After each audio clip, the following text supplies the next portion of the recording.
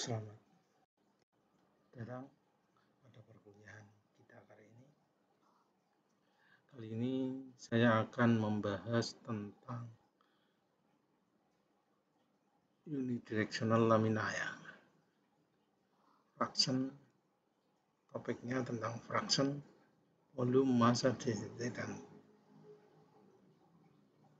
void. Tujuannya dari perkuliahan ini Anda paham tentang unidirectional lamina komposit material. Yang kedua, tentang mikromekanik unidirectional lamina komposit material. Dan pada bahasan kali ini saya akan menguraikan tentang fraksi volume konstituen penyusun material komposit serta density sebuah komposit material komposit lamina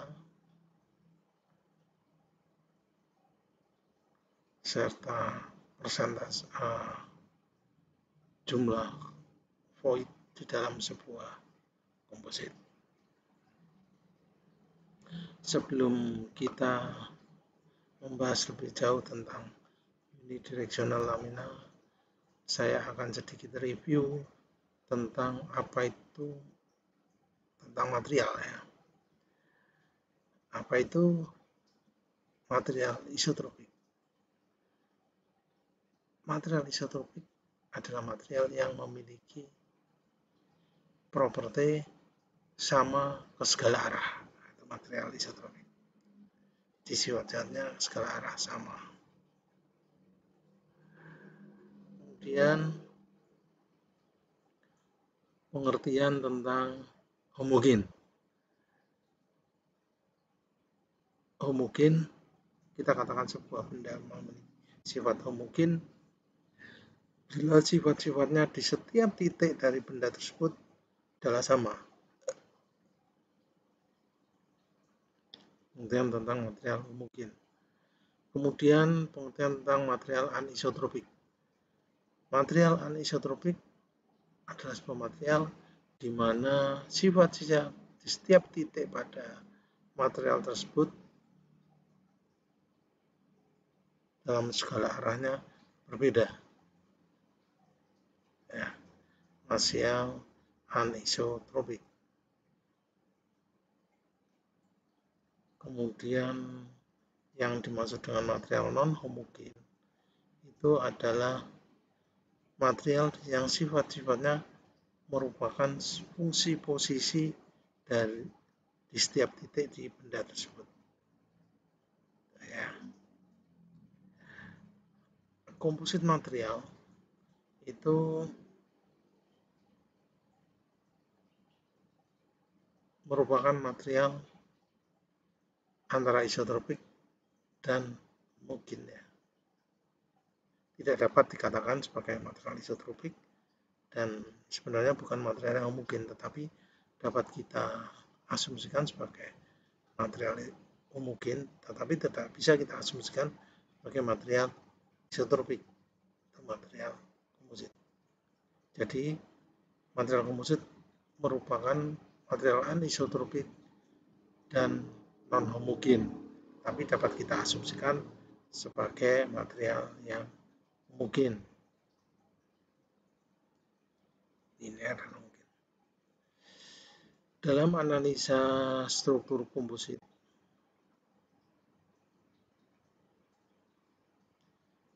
itu dapat kita lakukan dalam beberapa tahapan, yaitu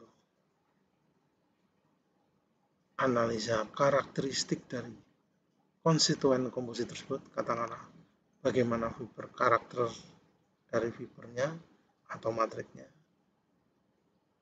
Kemudian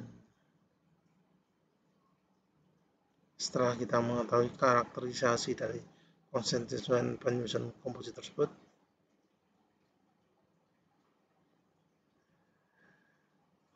kita dapat melakukan analisa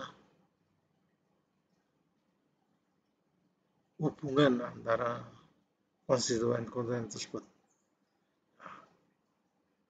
Tahapan ini kita namakan mikromekanika. Jadi analisa mikromekanika dari sebuah lamina atau komposit itu merupakan sebuah analisa pada level konstituen, hubungan antara matrik dan fibernya dalam menghasilkan sifat-sifat lainnya seperti modulus elastisitasnya, density-nya,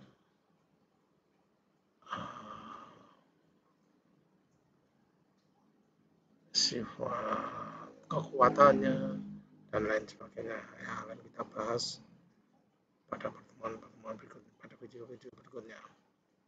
Kemudian analisa lainnya adalah analisa secara makromekanika, yaitu dalam hal ini lamina tersebut kita asumsikan sebagai material yang homogen dan non-isotropik, ya, linear elastis.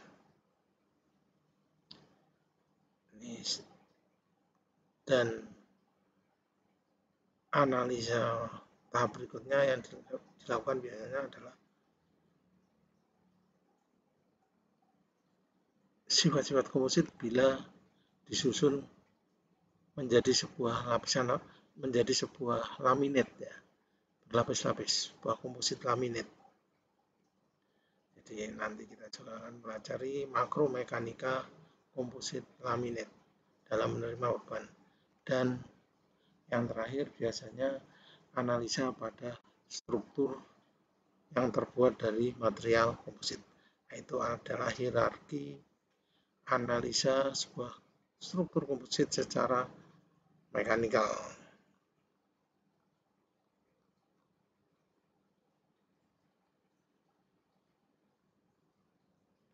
Di mana struktur komposit itu biasanya ya tersusun oleh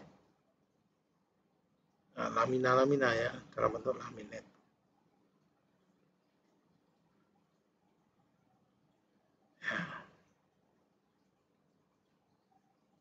Ya, seperti itu. Ya.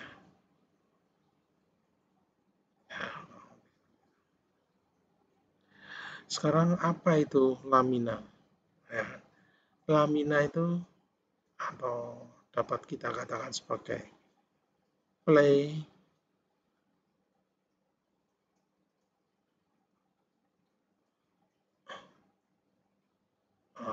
merupakan bisa sebuah lembaran, ya, yang disusun oleh fiber dan matrik, ya.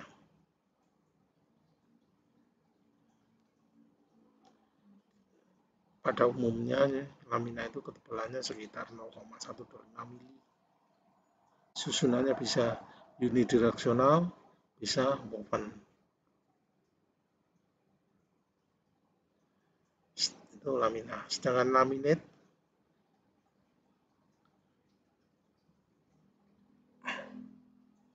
adalah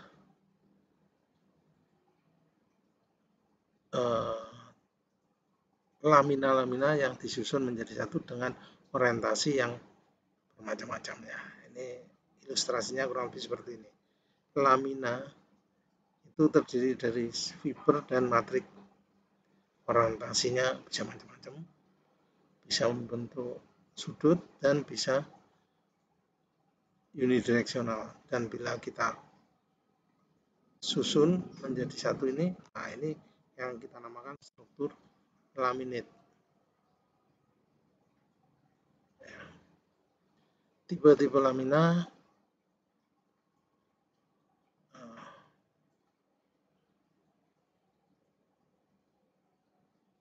ada Tipe A ini kita namakan unidirectional, sedangkan tipe B ini kita namakan bidirectional, sedangkan tipe C ini kita namakan discontinuous fiber atau random, sedangkan tipe D di mana susunan seratnya kita anyam seperti kain itu ya, itu kita namakan woven laminate. Unidirectional lamina itu adalah merupakan komposit yang tersusun oleh matrik dan fiber dalam arah yang diatur seperti ini. Ya, ini unidirectional komposit. Dan sistem koordinat pada lamina itu ada dua macam, yaitu sistem koordinat 1, 2, 3 dan sistem koordinat XYZ. Sistem koordinat 1, 2, 3 merupakan sistem koordinat utama di mana sumbu 1 sejajar dengan arah dari fibernya. Sedangkan sistem koordinat XYZ kita namakan dengan sistem koordinat non-principal atau off axis ya, di mana sumbu X orientasinya adalah dinyatakan dengan sudut antara sumbu X dan sumbu 1. Kemudian karena lamina itu adalah material, komposit lamina itu adalah material ortotropik ya, tentunya dia bukan material yang homogen ya, tetapi dapat kita asumsikan sebagai sebuah material homogen.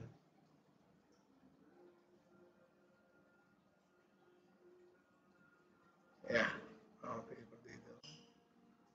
Ya, kurang lebih ini non homogen sebenarnya, tapi dapat kita asumsikan untuk kebutuhan teknis sebagai material yang homogen. Dan sifat-sifatnya berbeda, tetapi satu dengan yang lainnya.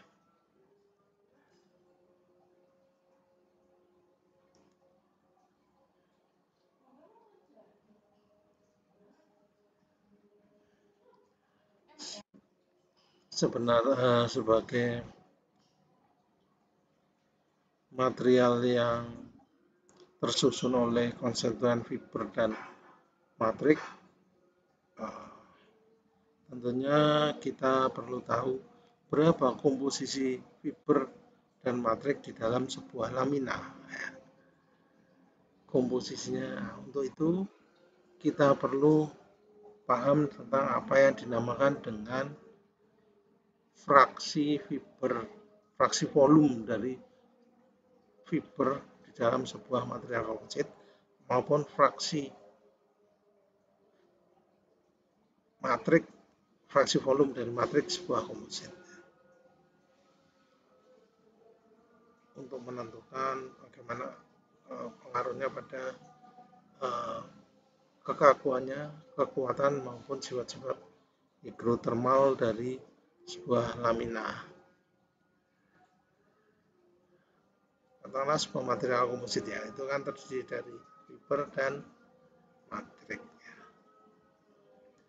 Bila fraksi volume sebuah fiber disimbolkan dengan Vf dan fraksi volume matrik dinyatakan dengan Vm, maka besarnya fraksi volume fiber itu adalah sama dengan perbandingan antara volume fiber dibagi dengan volume kompositnya. Jadi berapa volume fibernya dan berapa volume matriknya. Ya, volume fiber secara keseluruhan ya, dengan disimbolkan dengan V kecil ya, Vf kecil dan Vf. Demikian pula untuk matriknya. Fraksi matrik itu adalah sama dengan volume matrik bagi dengan volume kompositnya. Itu pengertiannya. Dan jumlah dari volume fiber dan volume matrik harus sama dengan 1 ya, kan fraksi volume.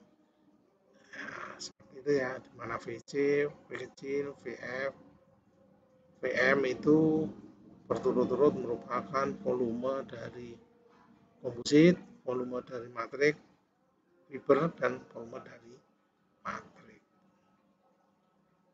Volume komposit itu sebenarnya kan sama dengan volume dari fiber ditambah dengan volume dari matriknya.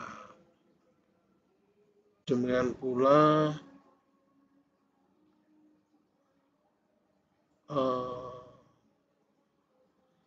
kan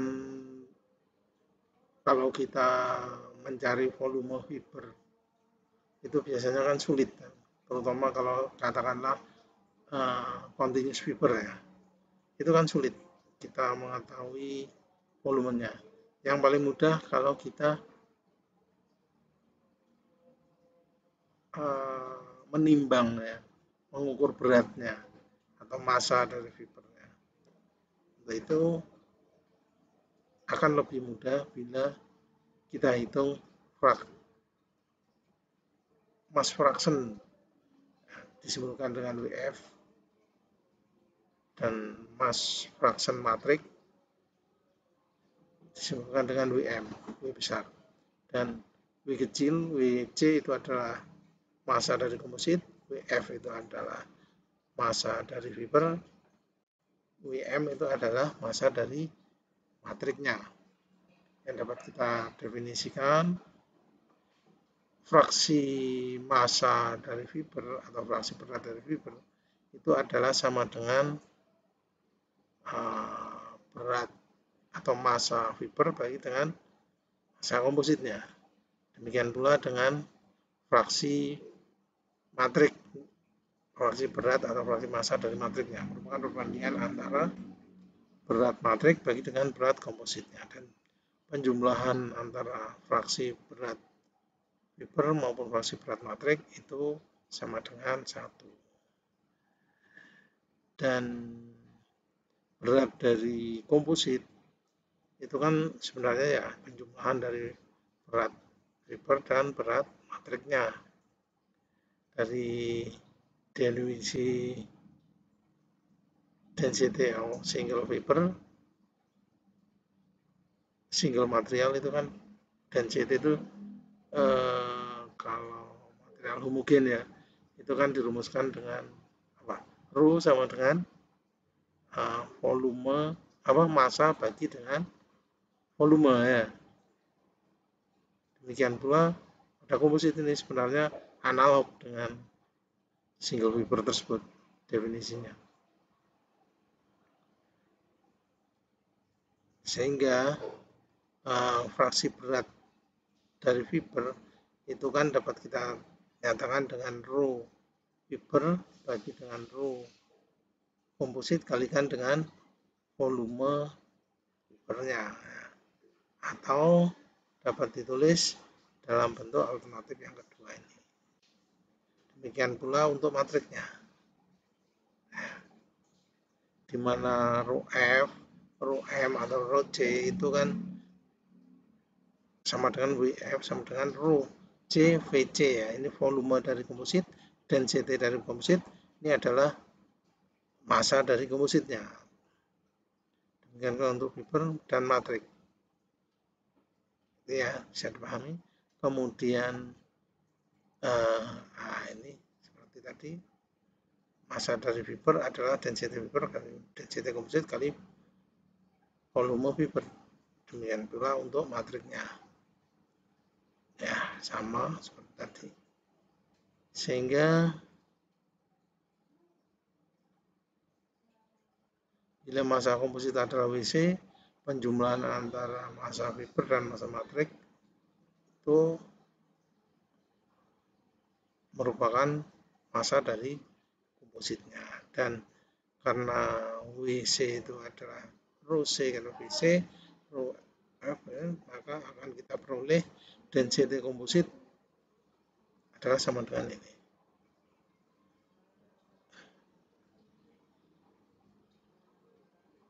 Dan fraksi volume, dan ini dapat kita uraikan seperti ini. Ini merupakan fraksi volume ya, dari fiber, dan Vm per Vc itu merupakan fraksi volume dari matriknya. Dan volume dari komposit itu bukan sama dengan volume fiber dan volume matrik. Sehingga density komposit dapat pula kita tulis dalam bentuk seperti ini.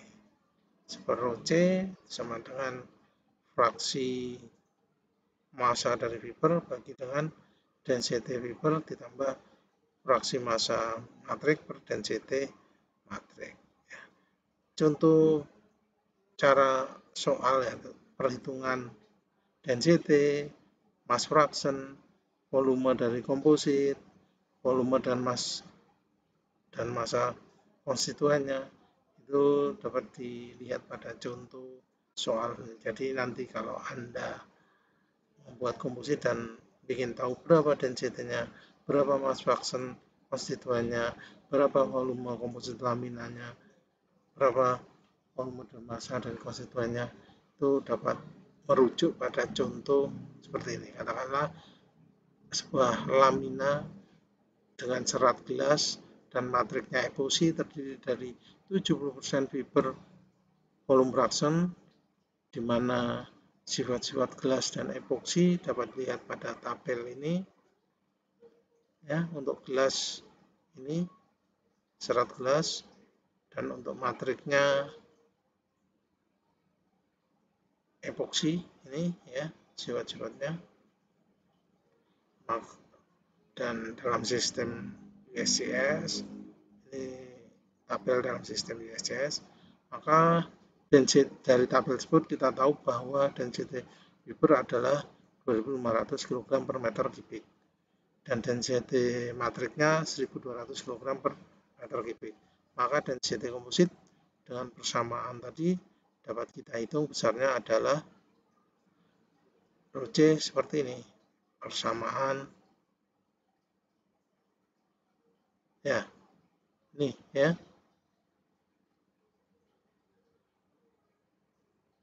Ya, akan ketemu density kompositnya 2110 kg per meter kubik.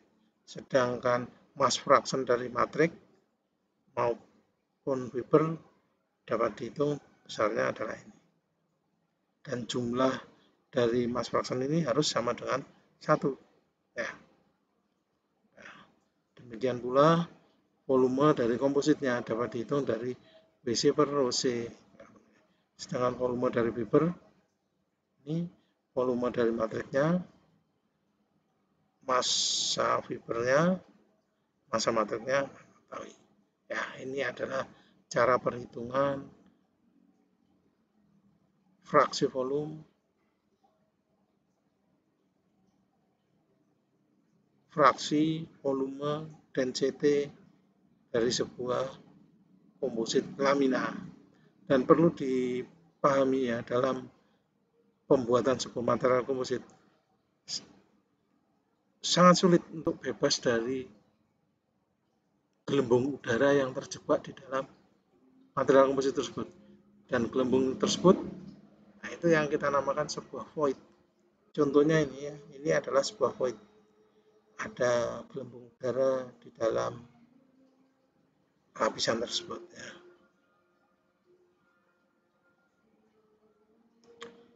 Void, yang jumlah void untuk menghitung berapa banyaknya void yang ada, kita lakukan seperti ini. Fraksi void di dalam sebuah komposit itu ya perbandingan antara void volume voidnya dengan void volume kompositnya. Fraksi void yang ada di dalam komposit. Kemudian total volume void itu adalah sama dengan volume fiber ditambah volume matrik, volume komposit ya. Jadi volume komposit itu sebenarnya harus memperhitungkan adanya void. Jadi volume komposit itu tidak cukup hanya merupakan bentukan dari fiber dan matrik, tetapi juga harus memperhitungkan jumlah void yang ada di dalam komposit lamina tersebut. Karena jumlah void ini juga akan menentukan sifat dari komposit tersebut, baik kekakuannya, kekuatannya, sifat hidrotermalnya, itu banyak ditentukan oleh ini. Jadi pada prinsipnya void itu tidak boleh kita abaikan. Jadi sebuah komposit itu terdiri dari fiber, volume matrik, dan volume void.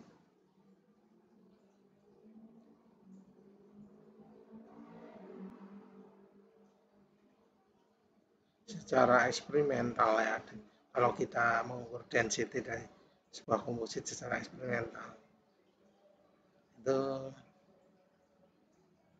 aktualnya ya komposit itu ya harus memperhitungkan density secara eksperimental ya.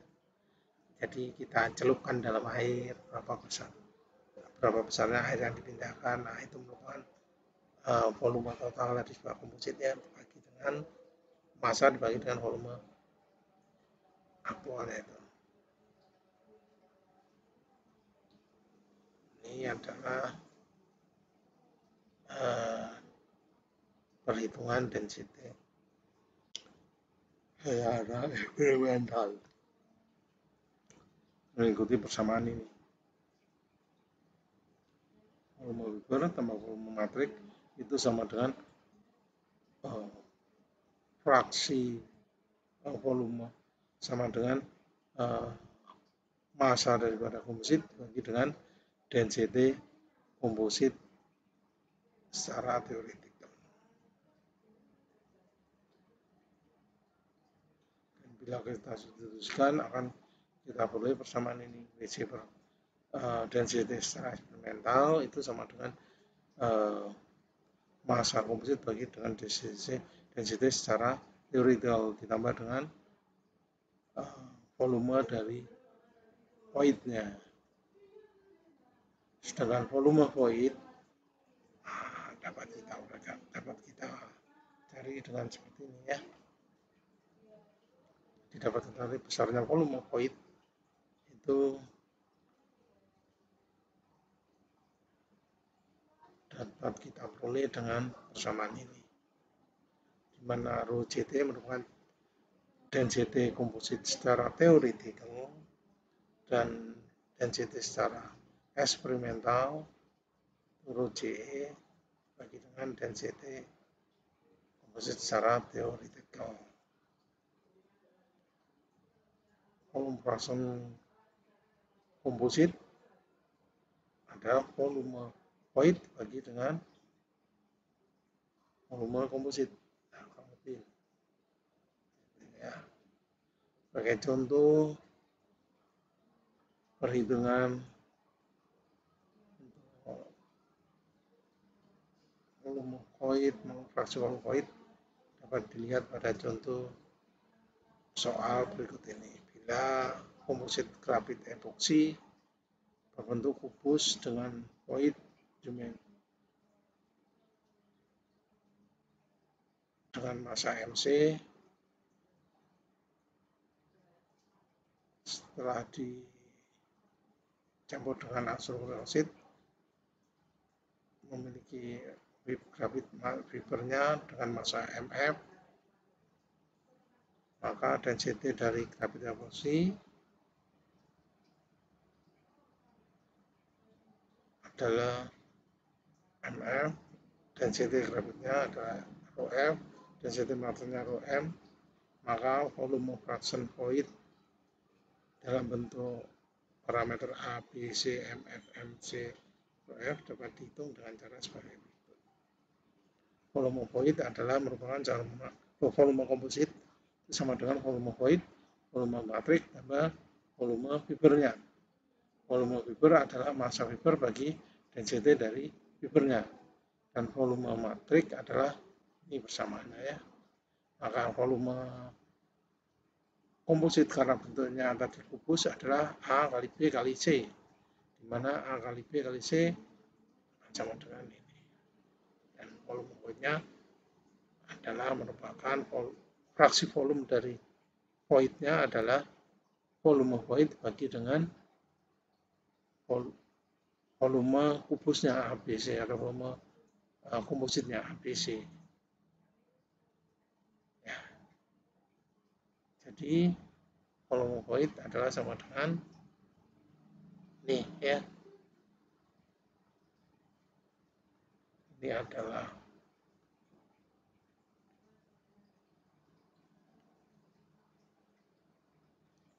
ini dengan sama dengan ini.